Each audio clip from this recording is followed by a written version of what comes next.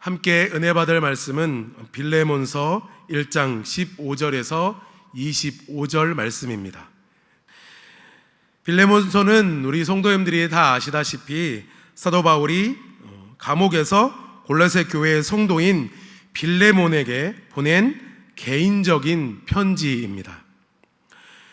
빌레몬 집안의 종이었으나 재물을 훔쳐 도망을 쳤다가 바울을 만나 회심하여서 그리스도인이 되고 더 나아가 아주 훌륭한 충성된 일꾼으로 변화된 오네시모를 다시 주인인 빌레몬에게 돌려보내면서 바울이 쓴 편지이기도 합니다. 그래서인지 이 바울의 서신서들 중에서 이 빌레몬서는 아주 부드러운 어투와 말투로 기록되어져 있습니다.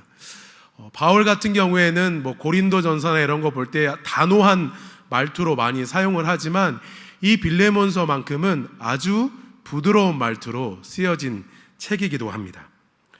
바울은 대부분 믿음 다음에 사랑을 이야기합니다. 그러나 오늘 본문 5절에서만큼은 믿음보다 사랑을 먼저 언급하기도 합니다. 그 이유는 바울이 이 서신서를 쓰면서 빌레몬의 사랑에 초점을 맞추고 있기 때문이라고 볼 수 있습니다.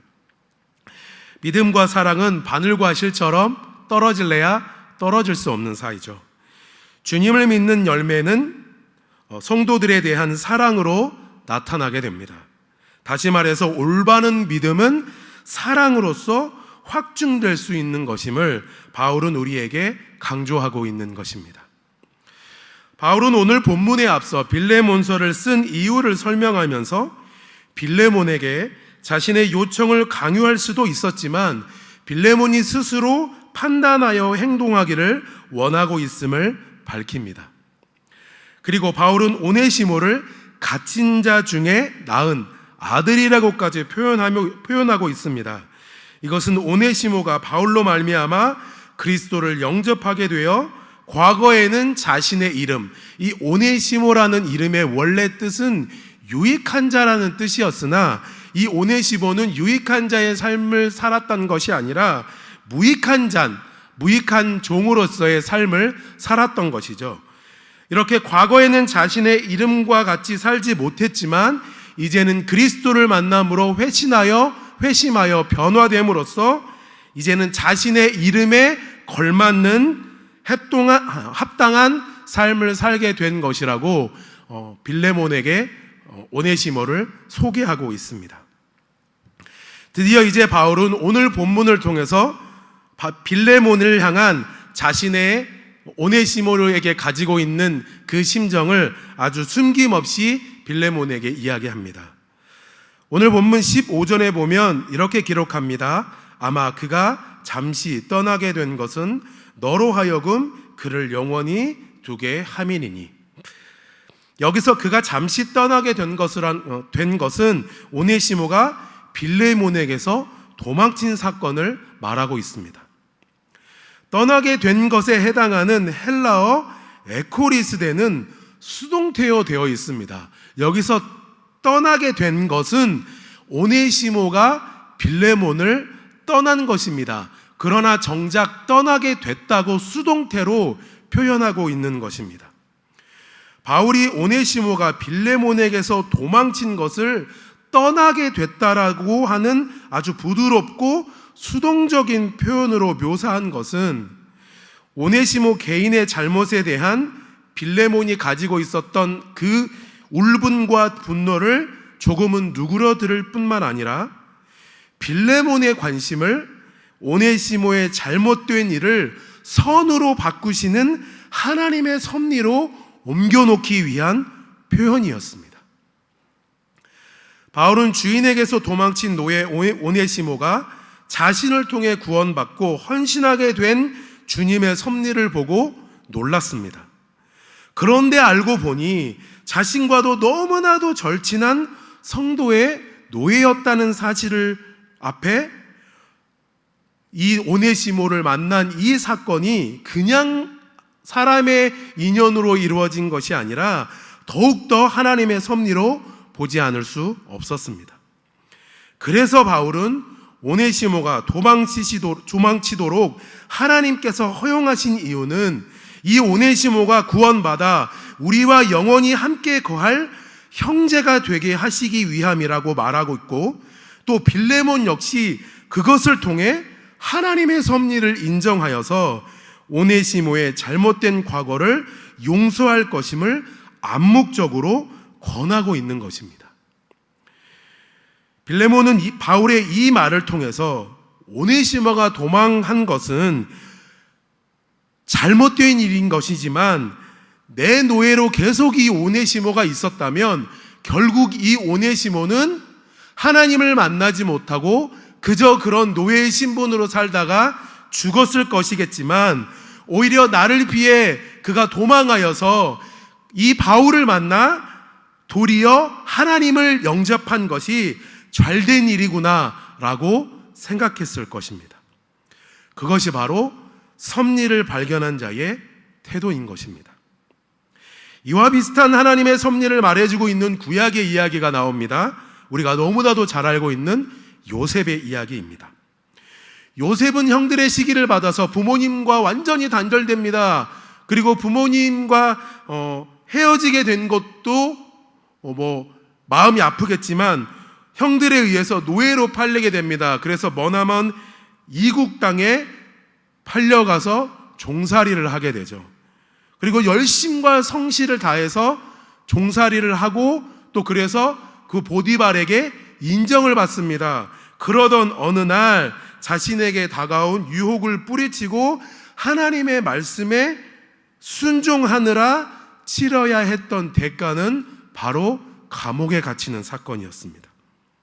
그렇게 감옥에 10년 동안을 갇히다 결국에 하나님께서는 그의 어린 시절의 꿈으로 보여주셨던 것들을 기가 막힌 방법으로 이뤄주셔서 마침내 애굽의 2인자가 되어서 총리에까지 오르게 됩니다. 그러나 이 요셉의 마음 한 구석에는 총리로서 살아가면서도 마음 한편에는 형들로부터 버림당했던 그 고통의 순간을 잊어버릴 수가 없었을 것입니다. 그런데 보십시오. 요셉이 가지고 있었던 그 단단한 증오의 쇠사슬도 결국 깨어져 버려서 형들을 용서하게 되었습니다. 무엇 때문이었습니까? 바로 요셉 스스로 하나님의 섭리에 대한 깨달음이 있었기 때문입니다.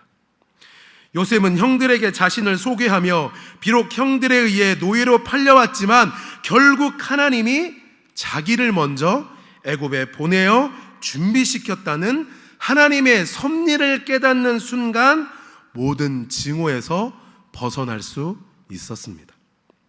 사랑하는 성도 여러분, 내가 당한 좋지 않는 일이나 민족과 국가의 흥망성쇠를 통해서도 하나님께서 당신의 뜻을 이루신다는 것을 바라볼 때 우리는 사소한 감정의 사수를 끊을 수 있으며 심지어 내게 해를 끼친 장본인까지도 용서할 수 있을 것입니다. 그러므로 사랑하는 성도 여러분, 저와 우리 모두는 우리의 각자의 삶 속에서 역사하시는 하나님의 섭리를 늘 발견할 수 있는 믿음의 사람이 되기를 주님의 이름으로 축원합니다.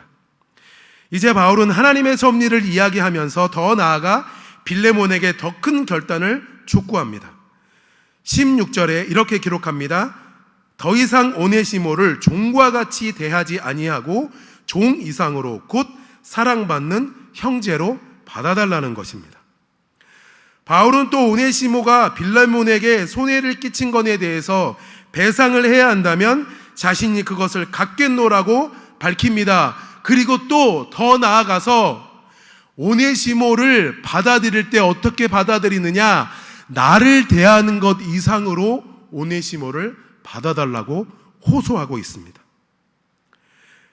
그러면서 바울은 자신이 빌레몬에게 아무런 대가를 받지 않고 복음을 전했음을 다시 한번 이야기하면서 그것을 빙자하여 빌레몬에게 부담을 주지 않을 것이고 필요하다면 자신이 오네시모가 손해를 끼친 것에 대해서 보상하겠다고 이야기하고 있습니다. 아니, 지금 바울의 처지를 한번 보십시오. 바울의 처지가 누구에게 돈을 갚을 수 있는 처지입니까? 아닙니다. 감옥에 있는 사람이 어떻게 돈을 갚을 수 있겠어요? 그럼에도 불구하고 이렇게 편지로 썼다는 것은 반드시 그 약속을 이행해서라도 오네시모를 구하고자 하는 심정을 빌레몬에게 강조하고 있는 것입니다.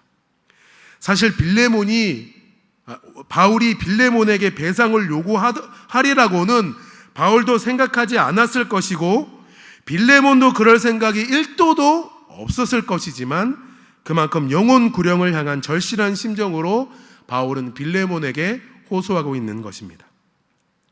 사도 바울이 빌레몬에게 요청한 것은 아무리 부드러운 문체로 쓴 편지라고 해도 사실 그 내용상으로는 굉장히 무리한 요구였습니다. 마땅히 죽임을 당해야 하는 도망한 노예를, 그것도 주인의 재물을 훔쳐서 도망한 노예를 용서해달라고 바울은 말하고 있는 것입니다. 또한 용서할 뿐만 아니라 형제로 여기고 사랑해주라고 이야기하고 있는 것입니다. 당시 로마 사회의 노예는 주인의 소유물에 불과했습니다. 사람 취급을 받지 못했습니다. 그냥 소유물일 뿐이었습니다. 그런데 노예들이 도망한 경우에는 소유물이기 때문에 그냥 그 노예 하나 죽이는 것은 아무렇지도 않게 여겨졌던 시대였던 것입니다.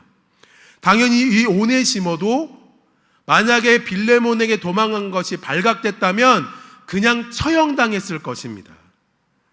그런 것이 그 당시에 상례였지만 더구나 오네시모는 주인의 재물까지 훔쳐서 주인에게 피해를 입히고 도망친 자였습니다.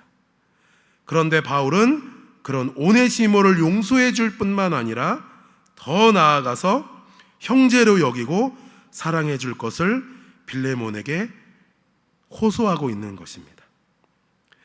그 당시 사회의 관념으로서 도저히 이해할 수 없는 요구를 바울은 왜 거듭해서 빌레몬에게 하고 있는 것일까요?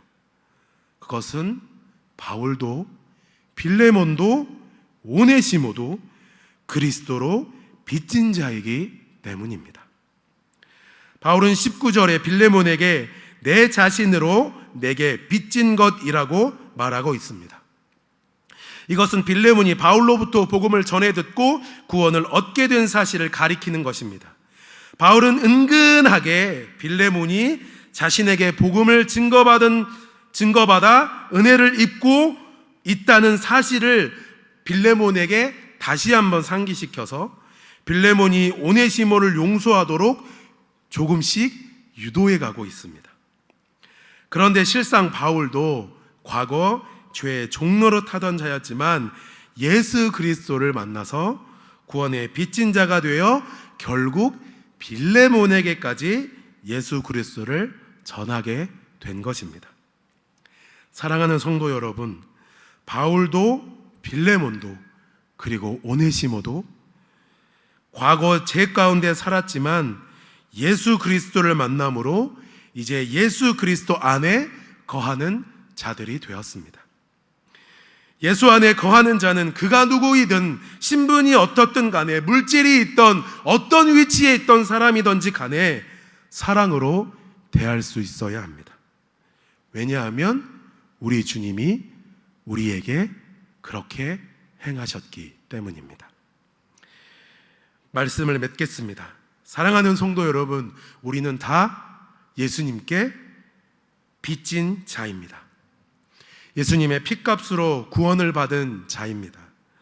그러기에 주님께서도 우리에게 기도를 가르치실 때에 우리가 우리에게 죄 지은 자를 사하여 준 것 같이 우리의 죄를 사하여 달라고 기도하라고 우리에게 말씀하고 있습니다.